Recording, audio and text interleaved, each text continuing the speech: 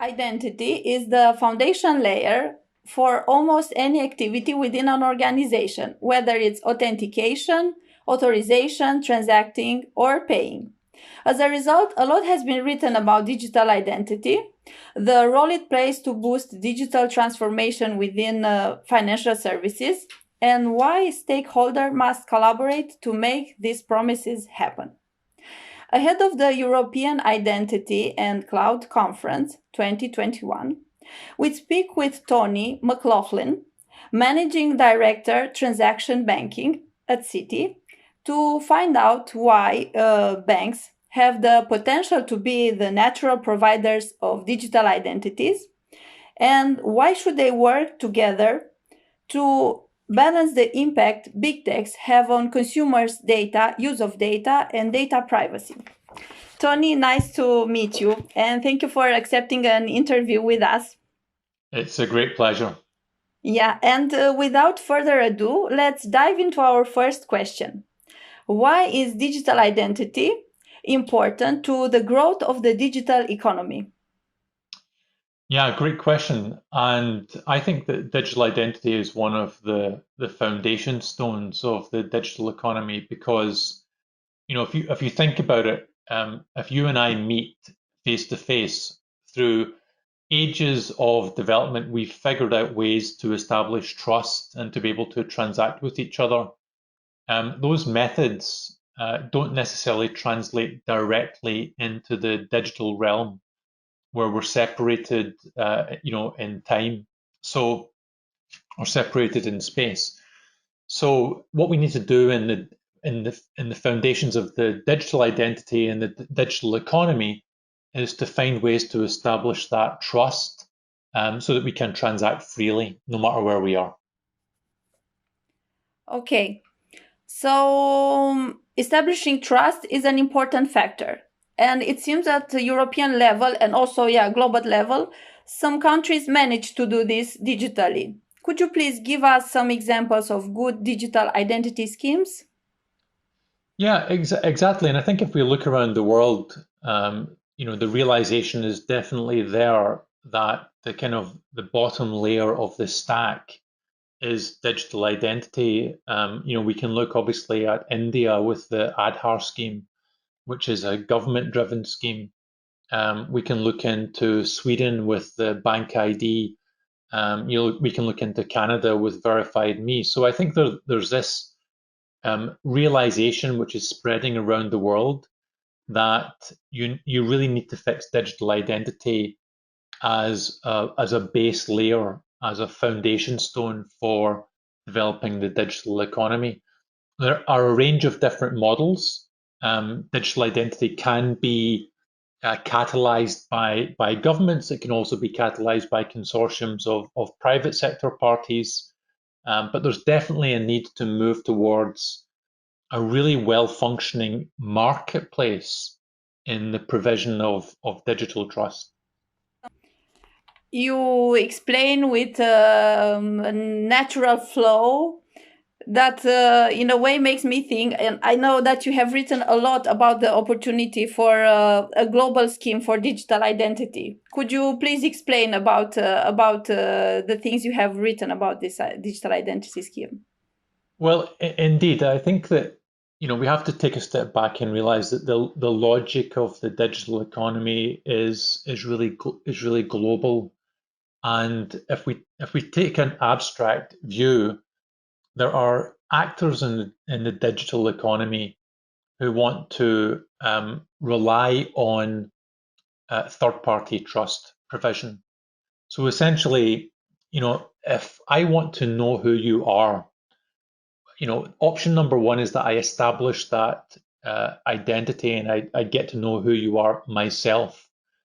But how much better it would be is if I could rely on an assurance from someone who already knows you. For example, your bank. So me as a so-called relying party, the entity that wants to know you, rather than going through the whole process myself of establishing that trusted relationship, expecting every economic actor to do that themselves, it would be more efficient if I could rely on the assurances given to me by a trusted party. Again, for example, your bank, because the bank has already gone to the trouble to get to know you very well in as part of its regulated obligations to do know your customer.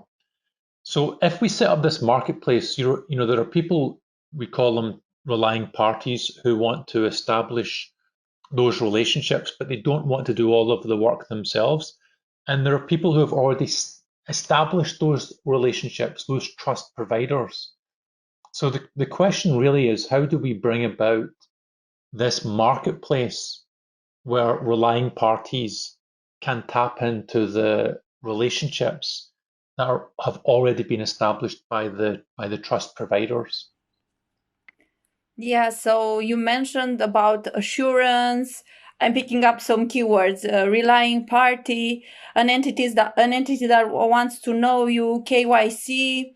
So this leaves me to the next question: why are banks in a good place to participate within a digital identity scheme, within this marketplace of relying parties to establish trust? Well, I guess banks are in a good place because of the KYC obligations, the know your customer obligations that fall upon them to actually play on both sides of such a marketplace. So, number one, as a relying party, a bank facing a new customer has to get to know that new customer. Now, they have a need to simplify and make efficient the KYC and the onboarding processes. These days, everyone expects to be able to onboard or form a new relationship with a financial institution very, very quickly through digital onboarding.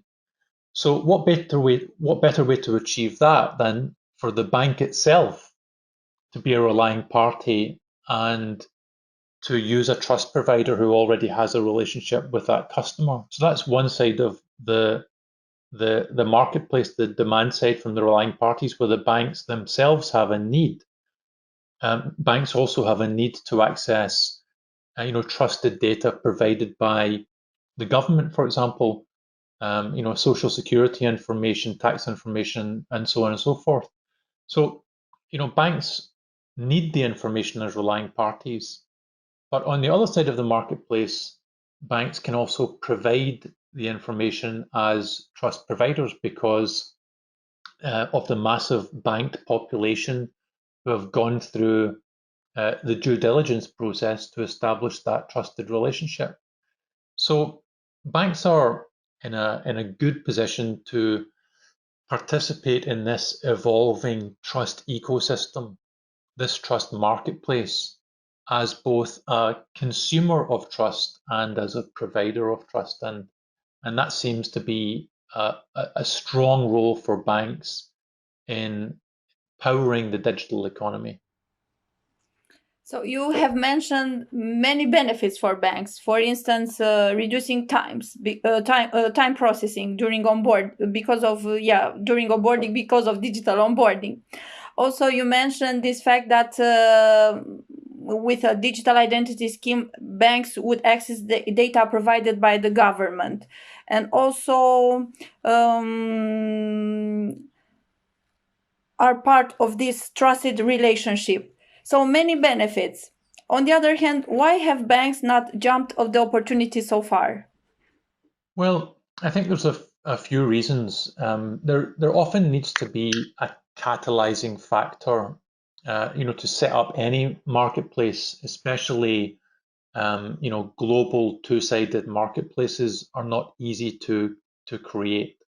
So a few things have to be in place. One is, a trust framework. What are the rules of the game?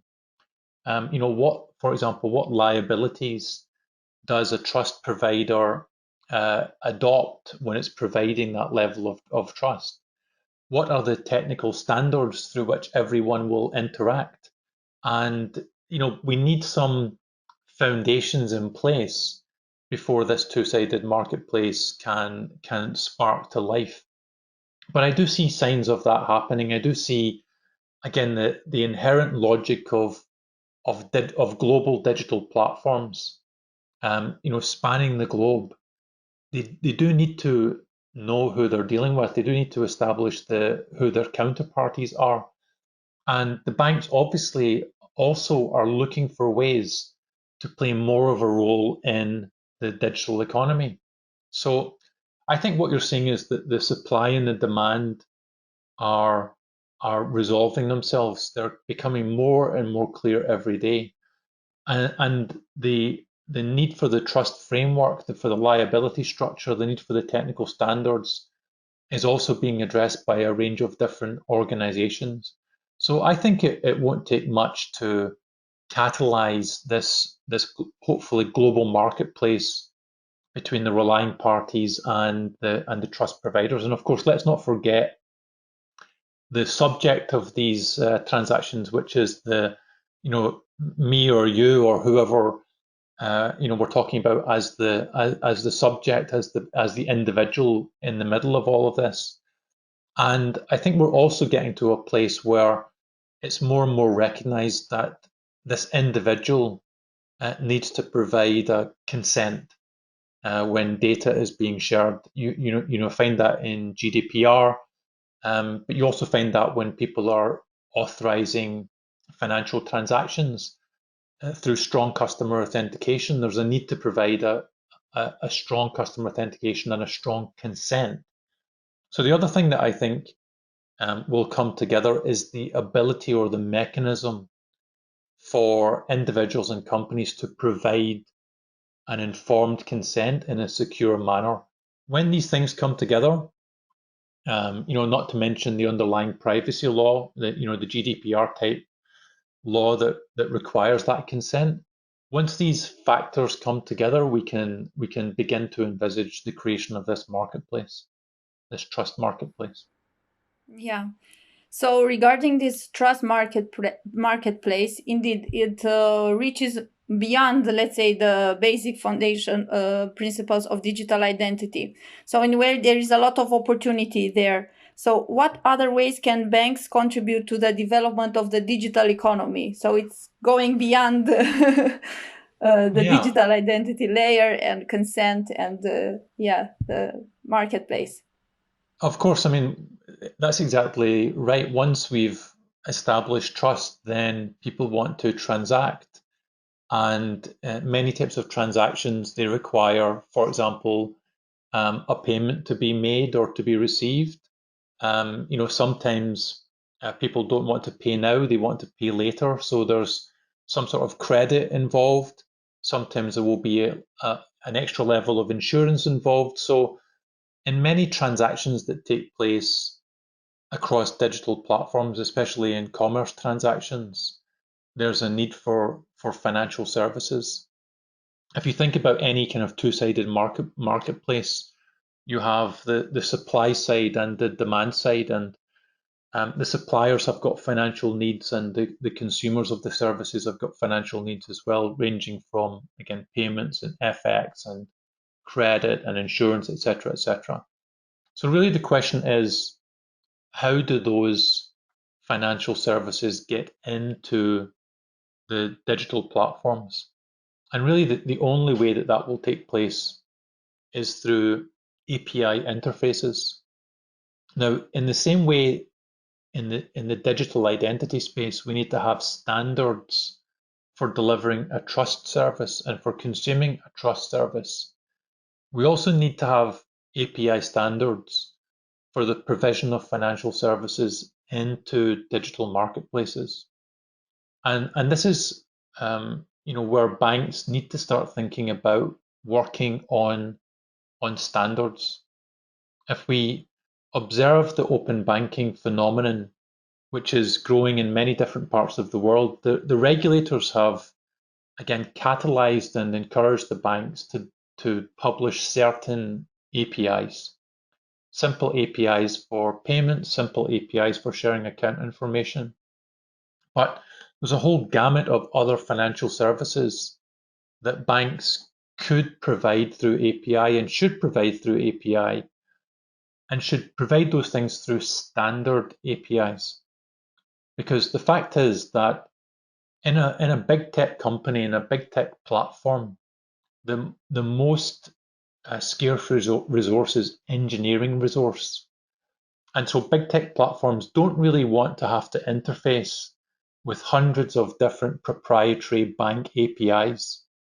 And that's why when it comes to identity, when it comes to payments, when it comes to lending, there's a huge number of services where the banks really should work together to create standardized APIs. And that will really help the banking community be where their customers want to be, which is on these digital platforms. Yeah. So after talking with you, I realized that indeed the discussion is beyond digital identity, because we mentioned about strong customer authentication, also part of PSD2, the open banking phenomenon, APIs, GDPR. So it kind of makes me think that indeed this is just the beginning of just a small wave within the large ocean of what's ahead of us regarding digital transformation and services banks are going to offer consumers. Yeah, I mean, you hit the nail on the head, which is, very often I think perhaps the error that the identity community makes is trying to have a very narrow conversation with senior executives about identity as if identity is the subject. Identity isn't the subject. Identity is an enabler. And identity is one part of a stack of capabilities. What's really at stake for banks is, how do banks service the digital economy? That's what's really at stake. And if you think about it, in previous times, banks created branches, physical branches on the high street, because that's where the customers were. And now the customers are on digital platforms. So the 21st century equivalent of building a branch is building an API or a range of APIs. But we can't build too many proprietary APIs. We need to think about banking industry APIs. So what's really at stake here is, it's not a narrow conversation about identity. That's easily dismissed and is often overlooked. The real question for senior bank execs to grapple with is, how do I show up where my customers are if my customers are on digital platforms? What APIs do I need to publish for my own bank, and what APIs do we need to publish as the banking industry? Because frankly, those financial services will be in digital platforms, whether they're provided by the banks or not. So that's the big question for the banks. We need to show up with the right APIs on digital platforms, because that's where our customers are. Yeah, and honestly, I also feel that we need your help, the banks, because you have lots of experience and lots of information about us.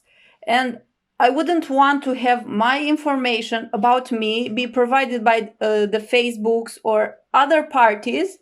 It would be in a way more beneficial to have information about me provided by a trusted service coming from the bank. And it's also the fact that banks, I think, have more experience with dealing with large masses of population. So it's also about, I think, the experience you bring to this collaborative effort of building a digital identity scheme. That would be, a foundation layer for everything.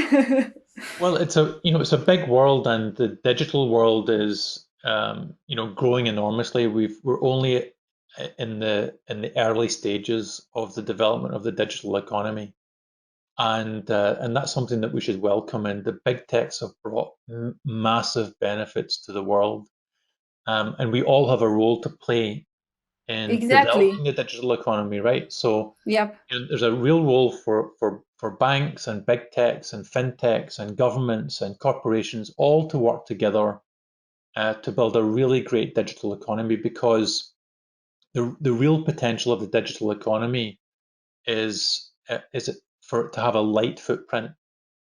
There's no limit to the size of the digital economy.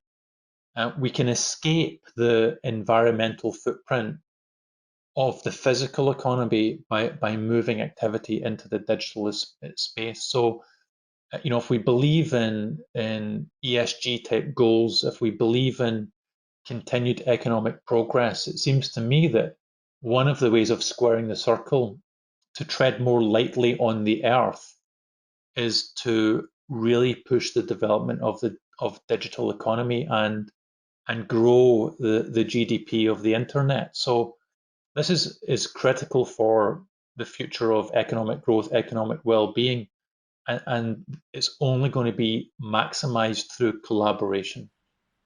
Yeah. And I'm happy to be the Paypers, to be part of this collaboration by spreading the message.